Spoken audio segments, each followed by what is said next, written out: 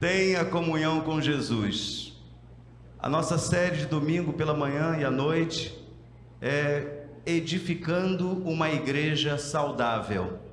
Pela manhã nós aprendemos a viver na comunhão dos santos, na comunhão de Jesus. E hoje há um convite a você que ainda não sabe, ainda não está inteirado, você que ainda não sabe o que é e a riqueza que é pertencer ao corpo vivo de Cristo. Tenha comunhão com Jesus. Fale isso para a pessoa que está ao seu lado. Tenha comunhão com Jesus. Talvez você esteja falando com alguém que ainda não o conhece, mas que Deus ama e quer que ele também tenha comunhão com o Pai, assim como nós temos. Quero ler com vocês em duas versões, 1 João 1, versos 1 a 4. O que era desde o princípio, o que ouvimos, o que vimos com os nossos olhos, o que temos contemplado, e as nossas mãos tocaram da palavra da vida, porque a vida foi manifestada e nós a vimos e testificamos dela, e vos anunciamos a vida eterna que estava com o Pai, e nos foi manifestada. O que vimos e ouvimos, isso vos anunciamos, para que também tenhais comunhão conosco, e a nossa comunhão é com o Pai e com o seu Filho Jesus Cristo. Estas coisas vos escrevemos para que o vosso gozo se cumpra. Na Nova Tradução, na linguagem de hoje, está escrito assim: estamos escrevendo a vocês a respeito da palavra da vida, que existiu desde a criação do mundo. Nós a ouvimos e com os nossos próprios olhos a vimos. De fato, nós a vimos e as nossas mãos tocaram nela. Quando essa vida apareceu, nós a vimos. É por isso que agora falamos dela e anunciamos a vocês a vida eterna que estava com o Pai e que nos foi revelada. Contamos a vocês o que vimos e ouvimos para que vocês estejam unidos conosco, assim como nós estamos unidos com o Pai e com Jesus Cristo, seu Filho. Escrevemos isso para que a nossa alegria seja completa. Você quer ter alegria completa? Tenha comunhão com Jesus. Quem tem comunhão com Deus, com Jesus e com o Espírito Santo, vive em paz. Vive feliz, vive satisfeito, plenamente satisfeito e alegre. Sejam então muito bem-vindos à segunda mensagem da série Edificando uma Igreja Saudável. Teremos outros temas que envolvem comunhão, adoração, discipulado, missão e também adoração. Então, ao longo desse mês de setembro, nós vamos ver que Deus, Ele quer que a sua igreja adore-o de todo o coração. Ele deseja que a sua igreja cumpra a missão, continue a missão que Deus deixou. Deus quer que você faça discípulos, Deus quer que você introduza esses discípulos na comunhão da igreja, e estes, na comunhão da igreja, sirvam de maneira poderosa, eficaz, a vida dos irmãos, edificando assim a igreja de Cristo. Uma igreja saudável, ela não faz mais missões do que ama a comunhão. Ela não faz mais comunhão do que faz discipulado. Ela não faz mais discipulado do que faz serviço uns aos outros. Ela tem equilíbrio, ela cumpre os 5 propósitos de Deus para a igreja, descritos em Atos, para que a igreja seja saudável, plenamente salva, plenamente resgatada, plenamente separada para esta obra. Mas vejam, queridos, que o pecado nos separou de Deus. O homem e a mulher, eles tinham comunhão diária com o Senhor, a todo instante com o Senhor, eles andavam com Deus, o paraíso era de fato um paraíso, mas o pecado afastou o homem completamente do plano original de Deus. O plano original de Deus foi desfeito por causa do pecado. Mas Deus se encarregou de corrigir o curso da nossa história. Nós estávamos mortos, nós estávamos separados dele eternamente, e pela graça de Jesus, nós fomos salvos e reconduzidos à comunhão plena com ele. Você pode glorificar o Senhor por isso? Deus fez isso por você e por mim, então devemos amar e cuidar muito bem uns dos outros. Pois que Somos nós mais excelentes? De maneira nenhuma, pois já dantes demonstramos que tanto judeus como gregos, todos estão debaixo do... Meu texto? Vamos lá? Tem aí o texto. Vamos lá? Romanos 3, 9 a 18. Amém. Então abra sua Bíblia aí, rapidinho. Vai lá. Agora não procura Romanos no Antigo Testamento, hein? Se procurar Romanos no Antigo Testamento, Escola Bíblica Dominical, próximo domingo, 8h30, não perca, para você aprender lá onde estão os 66 livros da Bíblia. Então, Romanos está no Novo Testamento. Vamos lá? Romanos 3, 9 a 18.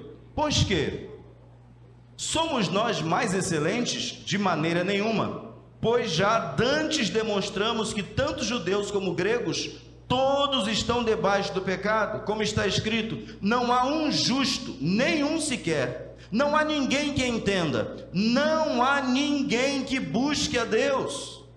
Todos se extraviaram e juntamente se fizeram inúteis. Não há quem faça o bem, não há nenhum só.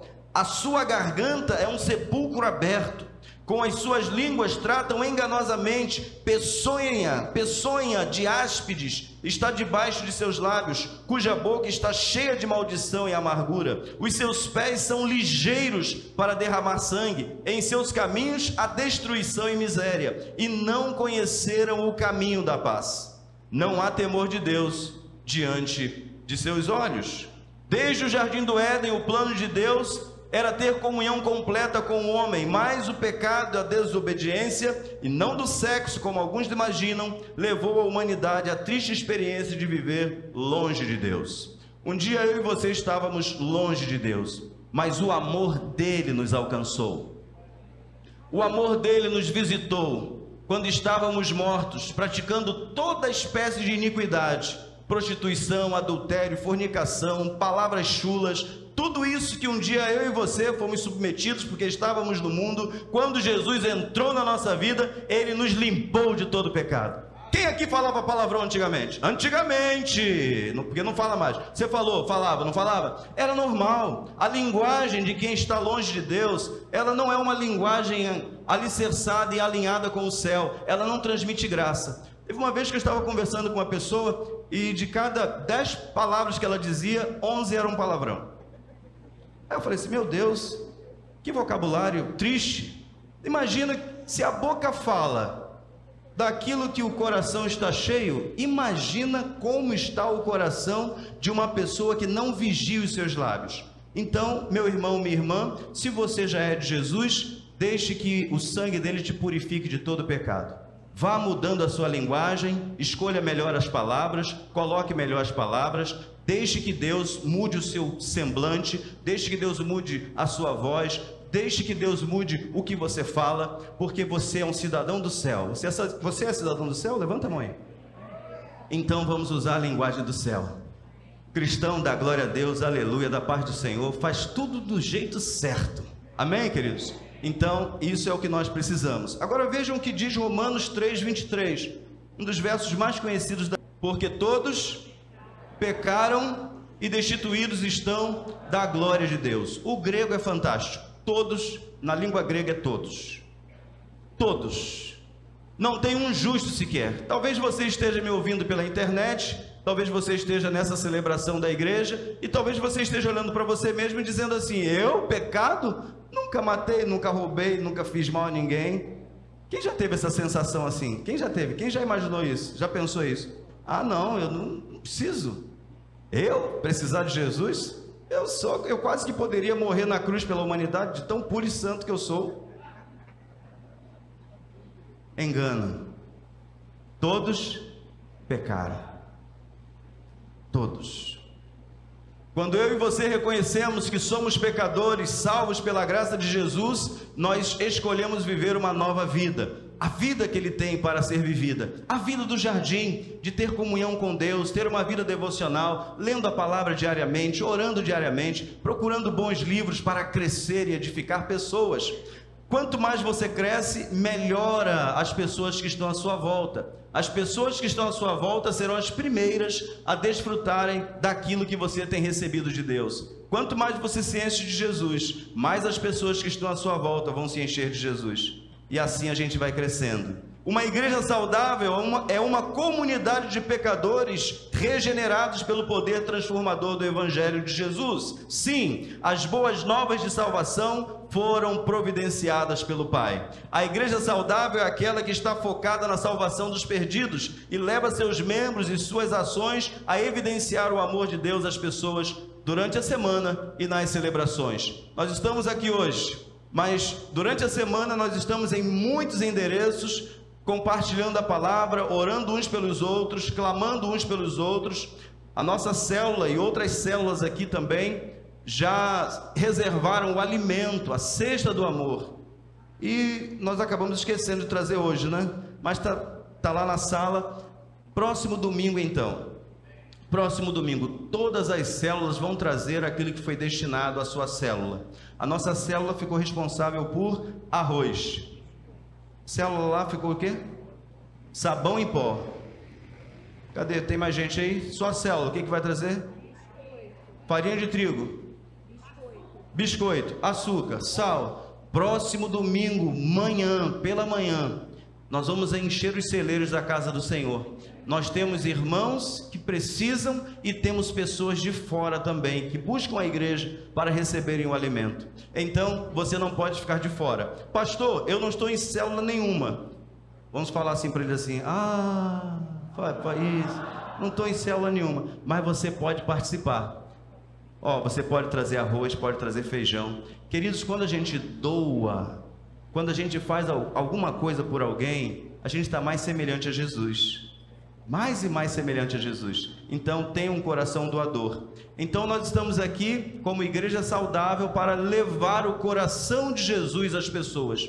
Mas se eles tiverem fome, eles vão ter dificuldade de entender e assimilar o nosso amor. Eu chego para quem está com fome e falo do amor de Jesus, ele vai dizer assim, olha, eu creio em Jesus, creio no amor dele, mas eu agora estou com fome, você pode resolver o meu problema? É igual uma vez que uma pessoa chegou para mim e falou assim, pastor, o senhor pode me dar 10 reais? Aí eu falei assim, você tem fé? Aí ele disse, fé eu tenho, não tenho 10 reais. Então uma igreja, ela precisa ser resposta para as necessidades do ser humano. Então elas vêm para Jesus e elas aprendem sobre Jesus e vivem sobre Jesus.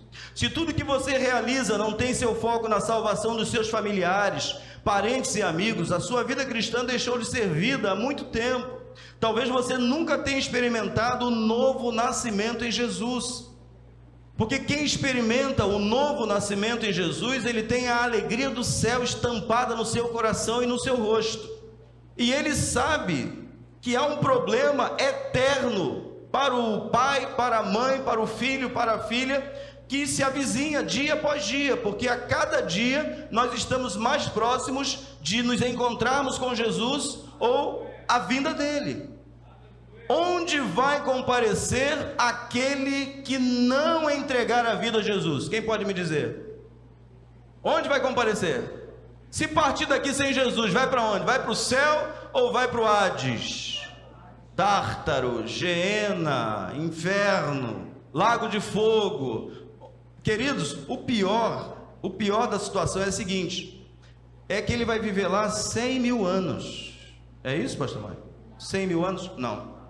Deixa eu aumentar um pouquinho. 1 trilhão de anos. É isso? Não, queridos. É a eternidade. Quem aqui tem problema de coluna? Fica com vergonha não. Levanta a mão que você vai sair daqui hoje curado. Em nome de Jesus. Problema de coluna. Imagina o que é ser atormentado. Consegue imaginar? Tem gente que pensa que Satanás vai ter um trono no inferno. Mentira. Ele vai ser tão atormentado quanto aqueles que não têm Jesus. Ele não manda em nada. Tem gente dando muita autoridade e poder a um ser que Deus vai destruir naquele dia. Ele também vai ser lançado lá e ele não vai mandar lá não. Então, eu não quero que meus parentes estejam indo para lá. Você quer que os seus parentes estejam? Então, procura falar, mas fala mesmo. Sabe quando você está viajando, que um carro passa e pisca? Quem é motorista sabe o que ele está querendo dizer. Tem um acidente lá na frente. Não é assim, Dudu? Não é assim? Você está viajando, aí vem um carro. Daqui a pouco, você vai se aproximando, aí tem um matinho, tem um galho. Aí você começa a ver os estilhaços. Não é assim, pastor Moisés? Aí você já sabe, Senhor, tenha misericórdia, que ninguém tenha perdido a sua vida. Essa semana, quando voltava do Rio de Janeiro, fomos levar o pastor Mauro e a Rita lá no Rio de Janeiro, e na volta, ali no Parque Nancy, um acidente. E era o filho de um pastor, e ali no Parque Nancy, não sei se você viu esse acidente, uma bicicleta, filho de pastor, faleceu, estava lá. Sabe qual é a certeza que nós temos? Qual é a garantia que nós temos de que nos veremos na próxima semana? Zero, nenhuma. Por isso que eu e você, que já nascemos de novo, temos que correr. Nós não sabemos até quando nosso irmão, nosso pai, nossa mãe, nosso tio, nosso avô, nós não sabemos até quando eles estarão ao nosso lado. E nós que sabemos que o perigo se avizinha sobre a vida deles eternamente, nós precisamos correr e falar, para que eles tenham comunhão com Deus hoje, para que tenham comunhão com Jesus hoje, para que tenham comunhão com o Espírito Santo hoje, porque depois que passa dessa vida, segue-se o juízo, não há purgatório, não dá não tem mais tempo para nada, por isso que nós precisamos desejar muito que as pessoas também tenham um encontro com Jesus, antes que Jesus tenha um encontro com Ele. A comunhão que temos com Jesus se expressa por meio da vida e relacionamento de amor e cuidado que temos com os nossos irmãos. Se temos comunhão com Deus e com o seu Filho Jesus, nossa ligação a Ele se dá por meio do Espírito Santo que nos é comum, ou seja, eu e o meu irmão. Veja o que diz 1 João 4, 20 a 21. Leia só para mim, só as mulheres que virão na terça-feira. Se você não vier, você não precisa ler. Mas se você vier, leia agora. Todas as mulheres, todas. Se alguém...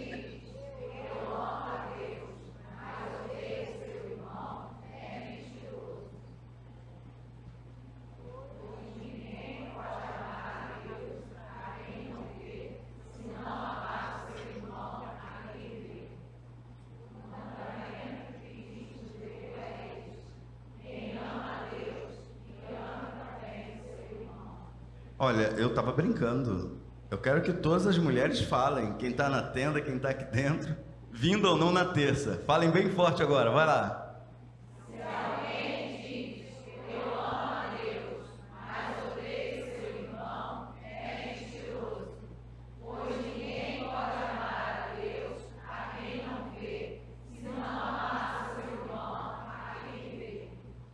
O mandamento que Cristo nos deu é este: quem ama a Deus, que ame também seu irmão. Tem gente que fala assim, eu não estou falando com fulano de tal não, mas o que importa sou eu com Deus. A Bíblia diz que você é um mentiroso. Não é o que está escrito aí? Se alguém diz eu amo a Deus, mas odeio seu irmão, é mentiroso. Odiar é simplesmente desprezar, deixar para lá, não reatar, não buscar, não se reconciliar. Então nós precisamos nos reconciliar, se quisermos que o amor de Deus transborde a partir de nós sobre a vida das outras pessoas. A comunhão que Deus nos concedeu está diretamente condicionada à comunhão em amor que temos ou desenvolvemos com o nosso irmão. Eu demonstro o quanto da minha relação de intimidade é real com o Senhor, ao passo que eu estendo isso aos meus irmãos. Os meus irmãos são a prova de que eu tenho comunhão com Deus, com o Filho e com o Espírito Santo.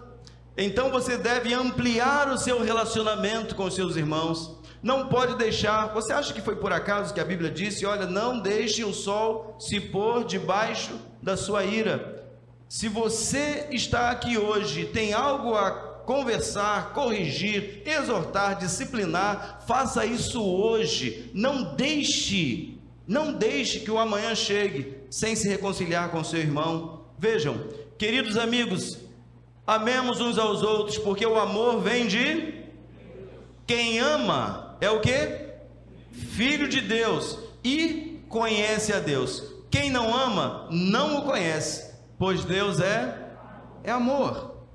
Então não deixe que mágoas, ressentimentos atrapalhem a sua comunhão com o Pai. O que João está afirmando é que só vive em comunhão com Deus Pai e com o seu Filho Jesus, aquele que ama a Deus sobre todas as coisas e ao seu irmão como a ele próprio. Não sejamos ignorantes acerca dessa verdade, que ninguém aqui se engane. Se você pensa que ama a Deus, você precisa se reconciliar hoje com seu irmão, para que isso seja verdade, não mentira. Se para nós que estamos na fé, novos e velhos, já é um desafio viver na verdade da comunhão que professamos, imagine como deve estar pensando agora aquele que não possui o mesmo Espírito que em nós habita. Imagine, o que devo fazer então para obter comunhão com Deus Pai, seu Filho Jesus e com vocês aqui da igreja? A bandeja da ceia passou. E talvez você tenha olhado para ela e virou o rosto. Não vou participar. Você está dizendo o seguinte: olha, eu estou aqui, mas ainda não pertenço a Jesus. Eu estou frequentando a igreja já há algum tempo, mas ainda não tomei a decisão de ir para o céu. Eu estou na dúvida. Eu ainda não recebi o amor de Jesus no meu coração. Eu quero te mostrar rapidamente como você pode ter comunhão com Deus. Para ter comunhão com Deus, em primeiro lugar, queridos, reconheça que é pecador. Diga isso comigo. Reconheça que é pecador. Quando você diz eu sou pecador, você está dando o primeiro passo para que você comece a ter comunhão com o Senhor. O ensinamento verdadeiro que deve ser crido e aceito de todo o coração é este: Cristo Jesus veio ao mundo para salvar os pecadores, dos quais eu sou o pior. Sabe quem está dizendo isso? Um homem que chegou numa ilha chamada Malta e curou a todos os enfermos, porque o Espírito Santo estava com ele e agia por intermédio dele. E o apóstolo Paulo foi um homem extraordinário, mas ele disse: eu sou o pior dos pecadores. Esse reconhecimento me faz estar de joelhos, desejando mais e mais uma vida santificada, uma vida que avance para o céu, uma vida que olhe para cima e não para baixo, uma vida que busca a reconciliação emergencial com todas as pessoas. Nós não podemos dever nada a ninguém, a não ser o amor. Eu e você que temos comunhão com Deus, e você que busca ter comunhão com Deus, queridos, nessa semana eu estava aqui preparando a tenda de oração, e estávamos aqui pegando as cadeiras, botando as mesas, separando tudo, para orarmos pelas pessoas. Toda terça, quarta, quinta e sexta, nós estamos aqui ao meio-dia, das 12 às 13, orando pelas pessoas, orientando as pessoas, e nós estamos vendo as pessoas. 11h20 chegou uma pessoa, nem sei se ela está aqui, não vou dizer o nome dela hoje, mas ela entrou pelo portão, o portão estava sendo consertado, ela entrou, e eu falei: eu posso te ajudar? Qual o seu nome? Ela me disse o nome, e ela perguntou: qual o seu nome? E eu disse: meu nome é José.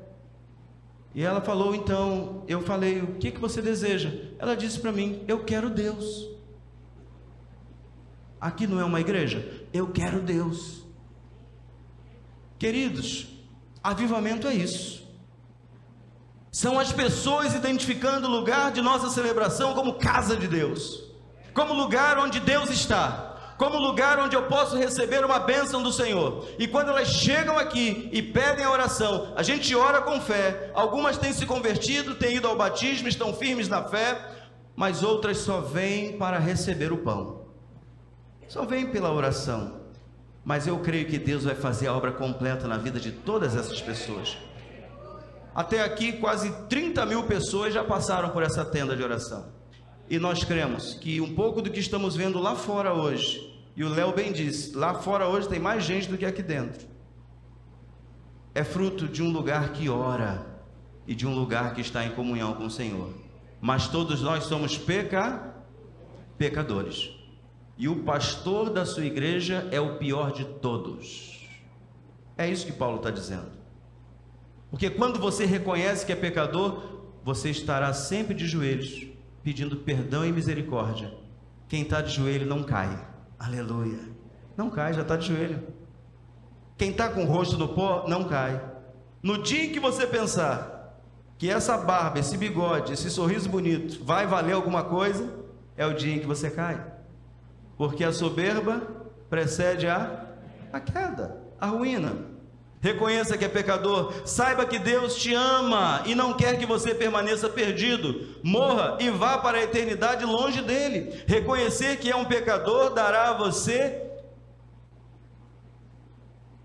a alegria de ser chamado por Jesus. Lucas 5,32: eu não vim chamar os justos, mas sim os pecadores ao arrependimento, porque todos pecaram. Jesus, quando veio, disse assim: você está se achando justo? Eu não vim por causa de você, eu vim por aqueles que declaram com os seus lábios que é pecador. Nós precisamos de salvação. Faça um exame em sua alma, reconheça que você é pecador e vamos ao segundo passo para ter comunhão. Acredite que Jesus perdoa o seu pecado. Como assim, pastor? Perdoa. Mas, pastor, você não sabe a quantidade de pecado que eu tenho. Não tem problema, ainda que eles sejam vermelhos como o carmesim, o sangue de Jesus purifica e o torna branco como a lã. Aleluia! Se você deu o primeiro passo reconhecendo que é pecador, Ele está pronto para lhe perdoar e te purificar. Se dizemos que não temos pecado, temos nos enganado e não há verdade em nós. Mas se confessarmos os nossos pecados a Deus, Ele cumprirá a sua promessa e fará o que é correto. Ele perdoará os nossos pecados e nos limpará de toda maldade. Se dizemos que não temos cometido pecados, fazemos de Deus um mentiroso, e a sua mensagem não está em nós. Quem confessa que é pecador está andando na verdade. Quem afirma que não tem pecado é mentiroso. Jesus perdoa todo aquele que reconhece e se arrepende dos seus pecados. Para ter comunhão, em terceiro lugar, entregue sua vida a Ele e deixe-o transformá-lo numa nova criatura. Se você entregar a sua vida a Jesus, esse barro vai ser novamente amassado, esse barro vai ser novamente moldado, e Ele vai fazer um vaso lindo e maravilhoso. O seu segundo estado será infinitamente melhor do que esse que está aí, porque você vai nascer da água e do Espírito. O fogo do Espírito Santo vai acender no seu coração. Você nunca mais será o mesmo. Você vai ter comunhão com o Pai, comunhão com o Filho, comunhão com o Espírito Santo, comunhão com a igreja, com o corpo vivo de Cristo, e você será uma bênção. Aleluia! Está escrito: venham a mim todos vocês que estão cansados de carregar as suas pesadas cargas, e eu lhes darei descanso. Sejam meus seguidores e aprendam comigo, porque sou bondoso e tenho um coração humilde, e vocês encontrarão descanso. Os deveres que eu exijo de vocês são fáceis, e a carga que eu ponho sobre vocês é leve. É isso. Vinde a mim todos que estáis cansados, sobrecarregados, e eu vou aliviar vocês. É isso que Deus quer para você. Ele quer aliviar o seu fardo, Ele quer retirar o pecado da sua vida, a culpa da sua vida, o remorso da sua vida. Existem pessoas que estão se afundando em depressão, ansiedade, depressão, vários problemas existenciais, porque vivem debaixo de culpa e de remorso. Mas quando você entende que o sangue de Jesus nos purifica de todo o pecado, e Ele lança fora a culpa, e o que brota no seu coração é amor, você é liberto dessas algemas, dessas trancas, dessas amarras, que ao invés de te levar para cima, te coloca numa posição de prostração, paralisação, tudo inadequado a uma vida que já tem Jesus, ou uma vida que ainda não tem Jesus. Você já tem Jesus, amém? Então vamos agir como pessoas que são salvas em Cristo Jesus. Em último lugar, para ter comunhão, seja batizado e receba o dom do Espírito Santo. É isso que está escrito em Atos 2, 38 a 39, nova tradução na linguagem de hoje. Pedro respondeu: arrependam-se. De quê, pastor? Arrependam-se dos seus pecados. E cada um de vocês seja batizado em nome de Jesus Cristo para que os seus pecados sejam perdoados. E vocês receberão de Deus o Espírito Santo, pois essa promessa é para vocês, para seus filhos e para todos os que estão longe, isto é, para todos aqueles que o Senhor, nosso Deus, chamar. Repita comigo: essa promessa é para mim, para minha casa e para todos que estão à minha volta. Essa promessa é para mim, para os da minha casa e para todos que estão à minha volta. Se você tem comunhão com o Pai, com o Filho e com o Espírito Santo, saiba que existem pessoas na sua casa, na sua família, que não sabem para onde vão, e você precisa dizer para elas, você precisa sinalizar para elas. Elas podem não querer, mas você deve sinalizar. Elas vão ver os galhos colocados no asfalto, o triângulo colocado. Ela pode optar por acelerar ou diminuir. E quando nós fazemos a nossa parte, Deus é fiel para fazer a dele. Existem pessoas que oraram pela conversão do esposo durante 30, 40 anos e a salvação dele veio. Existem pessoas que oraram por um filho durante muito tempo e a salvação veio. Existem pessoas que hoje estão chorando por aqueles que ainda não estão no céu com elas. E eu quero te convidar também a chorar pela sua casa, a chorar por aqueles que, mesmo tendo ouvido já tantas vezes a palavra de Deus, ainda não entregou a vida a Jesus. Eu quero que você feche os olhos, por favor. Comece a orar.